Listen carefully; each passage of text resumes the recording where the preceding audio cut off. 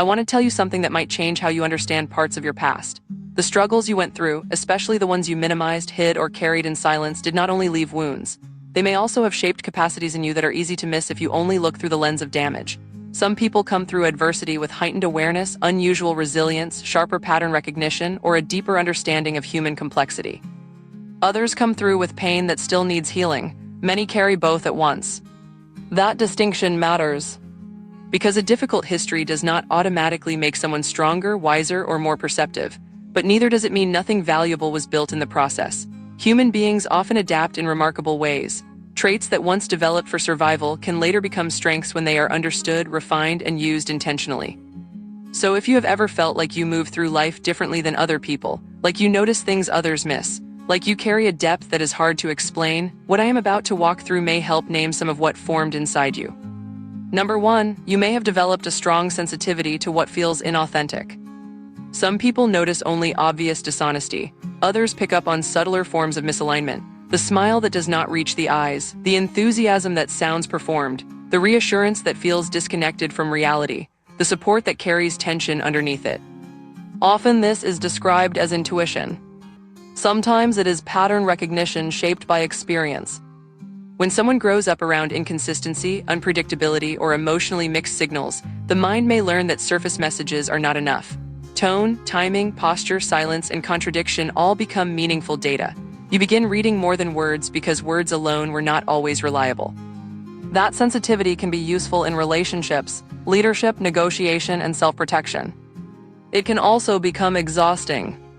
Not every awkward moment is deception. Not every mismatch is danger. A mind trained to detect hidden signals may sometimes overread harmless situations. The strength is real, so is the need to recalibrate it when safety returns.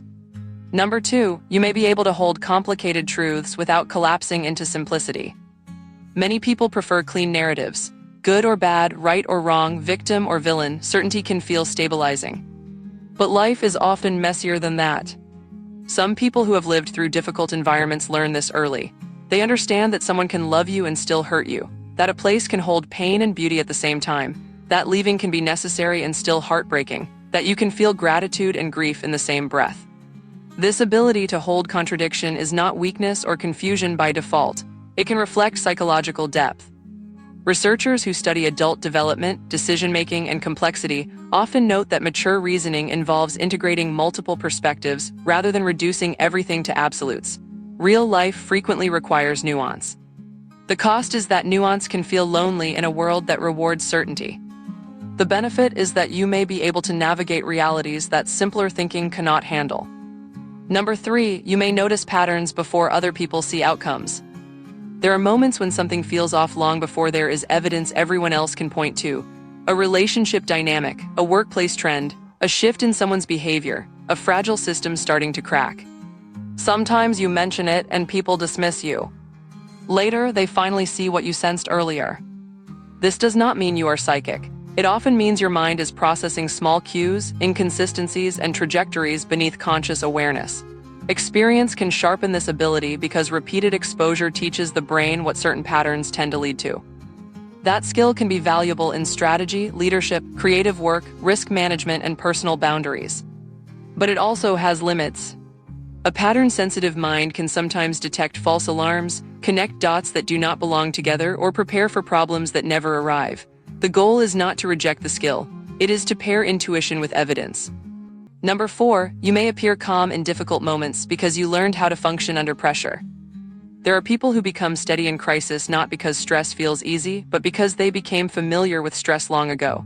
They know how to keep moving when emotions are intense. They know how to compartmentalize. They know how to stay useful while others freeze. From the outside, this can look effortless. From the inside, it may have been expensive to build. Psychology does recognize that some adversity can strengthen coping skills, especially when challenges are survivable and people eventually gain support, meaning, or mastery from what they faced. But not all stress builds strength. Too much stress can overwhelm rather than fortify. That is why your competence under pressure deserves nuance. Yes, you may have real resilience. And yes, it may have come with costs such as fatigue, hyperindependence, difficulty relaxing, or feeling like you always have to be the strong one. Number 5, you may think in systems and consequences more automatically than many people do. When someone proposes a decision, your mind may immediately move beyond the first step. If this happens, then what follows? What are the trade-offs? Who carries the hidden cost? What vulnerability does this create later? What happens if conditions change? Some people experience this as pessimism. Often it is systems thinking. Unstable environments can teach people to think ahead because reacting late carried consequences. Over time, contingency planning becomes less of a tactic and more of a cognitive style. You naturally scan for downstream effects. This can support wise long-term decisions, stronger preparation, and sharper judgment. It can also become mentally exhausting if every choice turns into 10 future branches. The strength is not constant forecasting. The strength is knowing when foresight is needed and when simplicity is enough. Number 6, you may have built a real tolerance for discomfort. Not everyone can sit with uncertainty, grief, awkwardness, fear, or hard conversations for very long. Many people reflexively escape discomfort through distraction, denial, or avoidance. Some people learn a different skill. They learn to stay present while uncomfortable, to continue while afraid, to make decisions without guarantees, to endure difficult seasons without immediate relief. Psychologists often refer to this capacity as distress tolerance, and it can be deeply valuable. It supports healing, growth, discipline, and emotional stability over time. But as with everything else, context matters. Tolerating discomfort is powerful. Tolerating mistreatment is not the same thing. Endurance is admirable, but it should not become a reason to accept what harms you. One of the highest forms of growth is knowing the difference. And here is the last part, the part many people need to hear most. If any of this feels familiar, you may have spent years defining yourself only by what happened to you or only by what it broke in you. But people are rarely that simple. Hardship can injure and strengthen. It can distort and refine. It can create burdens and capacities in the same life. You do not need to romanticize your pain to honor what you developed through it. You do not need to deny your wounds to recognize your strengths. You may not be broken. You may not be built different in the mythic way people say online either. You may be something more human and more useful than either label. Someone shaped by difficulty who still has the power to choose what that shaping becomes next.